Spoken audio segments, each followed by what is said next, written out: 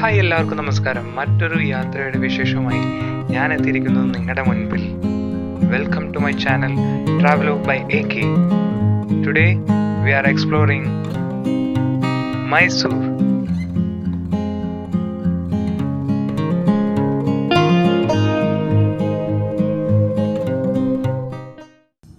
Hello, എല്ലാവർക്കും നമസ്കാരം. ഇന്ന് നമ്മുടെ യാത്ര മൈസൂരിലേക്കാണ്. അപ്പോൾ ഞങ്ങൾ താമസിക്കുന്നത് ബാംഗ്ലൂരാണ്.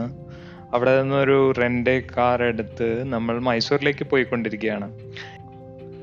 അപ്പോൾ ഈ മൈസൂരിലേക്ക് പോകാൻ ബാംഗ്ലൂരിൽ നിന്ന് റീസെൻ്റായിട്ടൊരു എക്സ്പ്രസ് ഹൈവേ പണിതിരുന്നു. അപ്പോൾ ആ എക്സ്പ്രസ് ഹൈവേ വഴിയാണ് നമ്മൾ പോകുന്നത്. അപ്പോൾ ഈ എക്സ്പ്രസ് ഹൈവേയുടെ പ്രത്യേകത എന്താണെന്ന് വെച്ചാൽ നമുക്ക് മാക്സിമം സ്പീഡ് അലൗഡ് 100 km/h ആണ്. അതുകൊണ്ട് തന്നെ പണ്ട് 4 മണിക്കൂർ എടുത്തുകൊണ്ടിരുന്ന ബാംഗ്ലൂർ മൈസൂർ യാത്ര ഇപ്പോൾ ഏകദേശം 2 മണിക്കൂർ കൊണ്ട് നമുക്ക് കംപ്ലീറ്റ് ചെയ്യാൻ കഴിയുന്നതാണ്. അപ്പോൾ പെട്ടെന്ന് തീരുമാനിച്ചൊരു യാത്രയാണിത്. ബാംഗ്ലൂർ നിന്ന് ഏറ്റവും അടുത്ത് പോകാൻ പറ്റുന്ന ഒരു ടൂറിസ്റ്റ് ഡെസ്റ്റിനേഷൻ കൂടിയാണ് മൈസൂർ. അപ്പോൾ ഇന്ന് എൻ്റെ കൂടെ ഉള്ളത് എൻ്റെ ഭാര്യയും ഭാര്യയുടെ അമ്മയും ചിറ്റയും ഭാര്യയുടെ കസിനുമാണ്.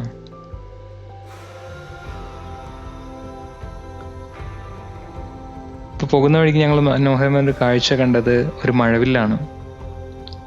എത്രത്തോളം നിങ്ങൾക്ക് കാണാൻ കഴിയുമെന്ന് അറിയില്ല, പക്ഷേ കുറേ നാളുകൾക്ക് ശേഷമാണ് ഞാനൊരു മഴവില്ല് കാണുന്നത്. അതും നീല ആകാശത്ത് വളരെ വ്യക്തമായി ഞങ്ങൾക്ക് കാണാൻ സാധിക്കുന്നുണ്ടായിരുന്നു. പക്ഷേ ക്യാമറയിൽ എത്രത്തോളം ഞങ്ങൾക്കത് ക്യാപ്ചർ ചെയ്യാൻ പറ്റിയെന്നറിയില്ല. പക്ഷെ അതൊരു മനോഹരമായ കാഴ്ച തന്നെയായിരുന്നു. ഇതുപോലത്തെ ഒരു ഹൈവേയിൽ നമുക്ക് ഇത്രയും വിസിബിലിറ്റി ഉള്ള ഒരു മഴവില്ല് കാണാൻ സാധിക്കുക എന്ന് പറഞ്ഞാൽ തന്നെ അതൊരു മനോഹരമായ കാഴ്ചയാണ്. അങ്ങനെ ഞങ്ങൾ 2 മണിക്കൂർ 10 മിനിറ്റ് എടുത്ത് മൈസൂരിലെത്തി. ഞങ്ങൾ ആദ്യം പോവാൻ ഉദ്ദേശിച്ചത് ചാമുണ്ഡി ഹിൽസ് ആണ്. പക്ഷേ അവിടെ ആഷാഢ മാസമായതിനാൽ തിരക്ക് കൂടുതലുള്ളത് കൊണ്ട് തന്നെ നമുക്ക് സ്വന്തം വണ്ടിയായിട്ട് പോകാൻ കഴിയില്ല. നമുക്ക് ബേസ് ക്യാമ്പിൽ നിന്ന് KSRTC ബസ് വഴിയേ പോകാൻ സാധിക്കുകയുള്ളൂ. അപ്പോൾ തൽക്കാലം ഞങ്ങൾ ഇത്തവണ അവിടെ പോകണ്ടെന്ന് വിചാരിച്ചിരിക്കുകയാണ്.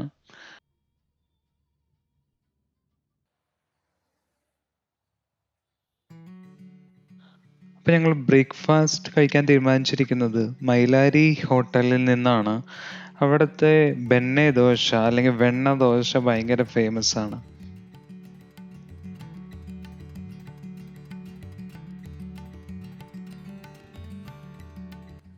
ഇപ്പോൾ നമ്മൾ എത്തി നിൽക്കുന്നത് മൈസൂർ സൂവിൻ്റെ മുന്നിലാണ്, അല്ലെങ്കിൽ ശ്രീ ചാമരാജേന്ദ്ര സുവോളജിക്കൽ ഗാർഡൻ.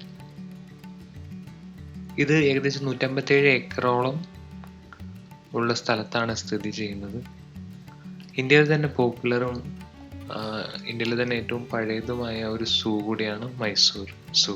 ഇത് മൈസൂർ പാലസിന് തൊട്ടടുത്തുള്ള ഒരു സൂ ആണ്. 1892 ഇത് സ്ഥാപിതമായത്.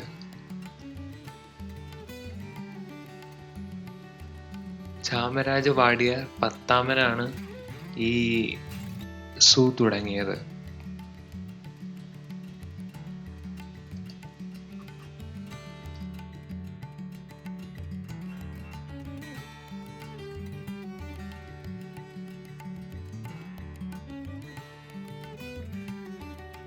ഈ സൂ ആക്ച്വലി വളരെ വലിയൊരു സൂ ആണ്. ഇപ്പോൾ കുട്ടികളൊക്കെ ആയിട്ട് വരുന്നവർ ഏകദേശം ഒരു 2-3 മണിക്കൂറോളം ഇവിടെ സ്പെൻഡ് ചെയ്യാനുണ്ട്. കാരണം എല്ലാ മൃഗങ്ങളെയും കണ്ട് വരുമ്പോൾ തന്നെ അത്രയും സമയമെടുക്കും. പക്ഷേ കുട്ടികൾക്കൊക്കെ അത് വളരെ വലിയൊരു എൻജോയ്മെൻ്റ് ആയിരിക്കും. കാരണം ആഫ്രിക്കൻ ആന, നമ്മുടെ സാധാ ആന, പിന്നെ ജിറാഫ്, മാത്രമല്ല പലതരം കുരങ്ങുകൾ, കടുവ തുടങ്ങിയ പല മൃഗങ്ങളെയും നമുക്ക് ഇവിടെ കാണാൻ സാധിക്കും. ഇത്രയും നന്നായിട്ട് വെൽ മെയിൻറ്റൈൻഡ് ആയിട്ട് കൊണ്ടുപോകുന്നൊരു സൂ വേറെ ഉണ്ടോയെന്ന് വെച്ചാൽ എനിക്ക് സംശയമാണ്. അത്രത്തോളം മനോഹരമാണ് ഇവിടുത്തെ കാഴ്ചകളെല്ലാം. നമ്മൾ കണ്ടത് ധ്യാന നിമഗ്നമായിട്ട് ഇരിക്കുന്ന ചിമ്പാൻസി അല്ലേ? ഗൊറില്ല. ചിമ്പാൻസിയാണ് ആദ്യം കണ്ട ചെറുത്. എന്താണ് നിങ്ങൾക്ക് സൂവിനെ പറ്റിയുള്ള അഭിപ്രായം? വളരെ കുഴപ്പമില്ലാത്ത ഇതിൽ കാണുമ്പോൾ പശുവിൻ്റെ ഒരു ഹോട്ടലിൽ നന്നായിട്ട് കാണും.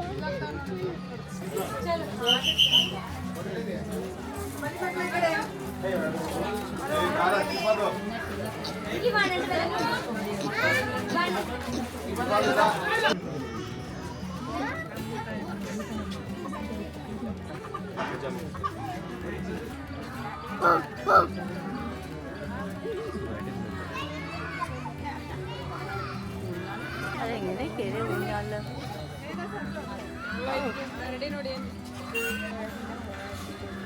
ಕೇಳಿ ಮಕ್ಕಳು ಫಸ್ಟ್ ಝೂಮ್ ಮುಗಿಲಿ ಬಾ ಆಮೇಲೆ ಯಾವ್ದಾದ್ರು ದೇವಸ್ಥಾನ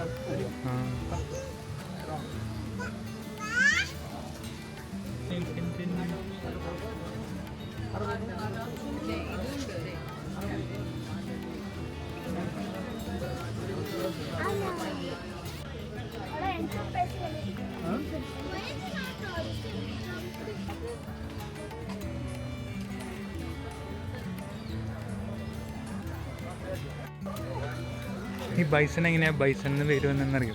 എങ്ങനെ അറിയില്ല അറിയില്ല അറിയില്ല നിങ്ങൾ ചളിയായിരിക്കും ഈ ബൈസന്റെ അച്ഛൻ എപ്പോഴും പോകുമ്പോൾ അതിൻ്റെ മോനോട് പറയും ബൈസൺ ബൈസൺ. അത് കേട്ടിട്ട് ആൾക്കാർ.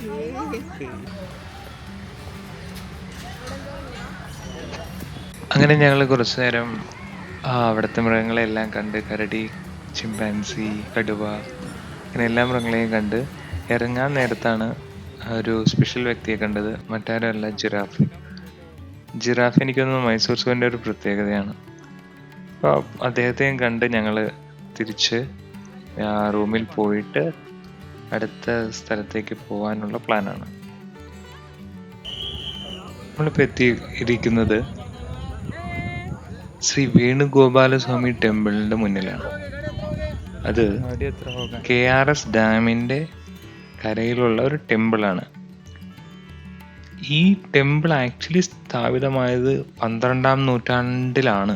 എങ്കിലും ആ സമയത്ത് അതിനുശേഷം ഡാം പണിതുകൊണ്ട് ഈ അമ്പലം ആ ഡാം ഇരുന്ന സ്ഥലത്ത് അല്ലെങ്കിൽ ഡാമിൻ്റെ ക്യാച്ച്മെൻറ്റ് ഏരിയയിലാവുകയും അതുകൊണ്ട് തന്നെ ഈ അമ്പലം മാറ്റി സ്ഥാപിക്കുകയും ചെയ്തു.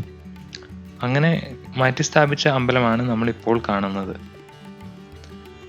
ഈ ഒരു സ്ഥലത്തിൻ്റെ പ്രത്യേകത എന്തെന്ന് വെച്ചാൽ, ഇതൊരു ഡാമിൻ്റെ ക്യാച്ച്മെൻറ്റ് ഏരിയയിൽ ഇരിക്കുന്ന ഒരു അമ്പലമാണെങ്കിൽ കൂടി ഇതൊരു ലേക്കിൽ ഇരിക്കുന്ന, അല്ലെങ്കിൽ എനിക്ക് തോന്നുന്ന ഒരു ബീച്ച് അല്ലെങ്കിൽ ഒരു കടലിന് തൊട്ട് ചേർന്ന് നിൽക്കുന്ന ഒരു അമ്പലത്തിൻ്റെ ഒരു എഫക്റ്റാണ് നമുക്ക് കിട്ടുക. കാരണം വളരെ ശക്തമായ കാറ്റുണ്ട്, കാണാൻ മനോഹരമായ ഒരു വ്യൂ പോയിന്റുകളുണ്ട്, മാത്രമല്ല ഒരു പരന്ന പ്രദേശവും കൂടിയാണ്. അങ്ങനെയൊക്കെ നോക്കുമ്പോൾ നമുക്ക് തോന്നും ഇതൊരു ബീച്ചിന്റെ സൈഡിലാണോ എന്ന്. മാത്രമല്ല ഒരുപാട് ആൾക്കാർ വാഹനമൊക്കെ ആയി വന്നിട്ട് ഇതിന്റെ അപ്പുറത്തുള്ള സ്ഥലത്ത് വാഹനം ഇറക്കി ഫോട്ടോ ഒക്കെ എടുക്കുന്നത് കാണാം. അങ്ങനെ എല്ലാവർക്കും ആസ്വദിക്കാനും പറ്റൊരു സ്ഥലം കൂടിയാണ് ഈ വേണുഗോപാലസ്വാമി ടെമ്പിൾ.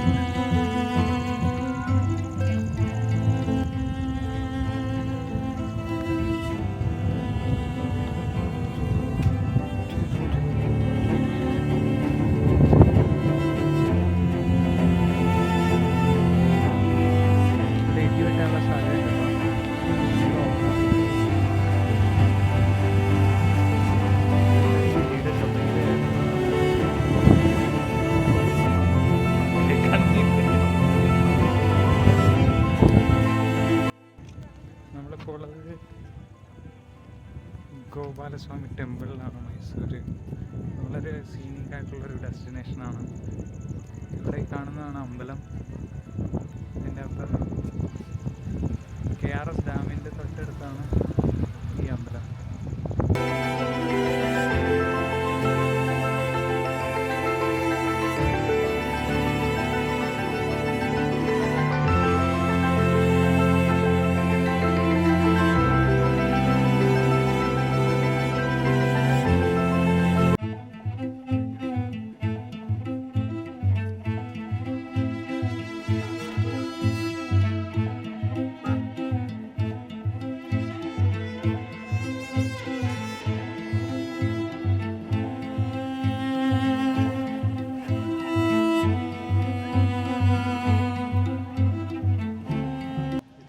നമ്മുടെ ഇന്നത്തെ മൂന്നാമത്തെ ഡെസ്റ്റിനേഷൻ മറ്റൊന്നുമല്ല, നമ്മുടെ വൃന്ദാവൻ ഗാർഡൻസ് ആണ്.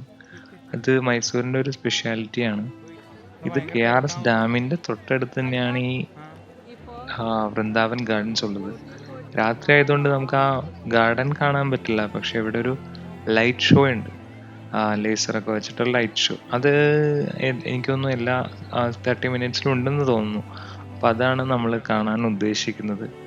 അപ്പം അതിന് വേണ്ടിയിട്ടാണ് നമ്മളിപ്പോൾ പോകുന്നത്. അപ്പോൾ ഒരു പാലം കടന്നിട്ട് വേണം, അപ്പുറത്തെ സൈഡിലാണ് നടക്കുന്നത്, അത് കാണാൻ വേണ്ടി പോകാൻ. പക്ഷേ ആ പോകുന്ന വഴിയിലാണ് നമ്മൾ ഈ ഡാമിൻ്റെ ആക്ച്വൽ ബ്യൂട്ടി നമുക്ക് കാണാൻ സാധിക്കുക. 2018 മൂവിയിൽ നിങ്ങൾ കണ്ടിട്ടുണ്ടോ എന്നറിയില്ല, പക്ഷെ അതിലെ ഒരു ഡാമിൻ്റെ ഒരു വിഷ്വൽസ് ഒക്കെ പോലെ എനിക്ക് ഇവിടെ നിന്ന് തോന്നി ഇത് കണ്ടപ്പോൾ.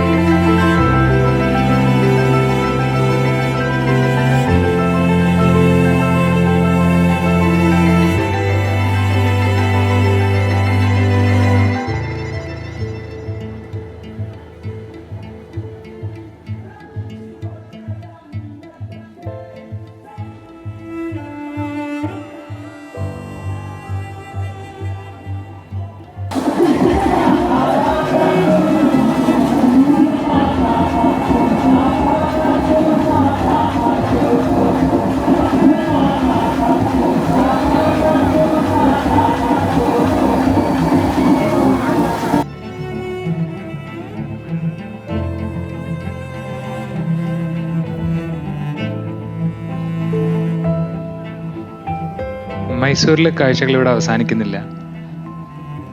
ബാക്കി കാഴ്ചകൾ കാണാൻ വേണ്ടി ചാനൽ സബ്സ്ക്രൈബ് ചെയ്യുക. Stay tuned. Thank you.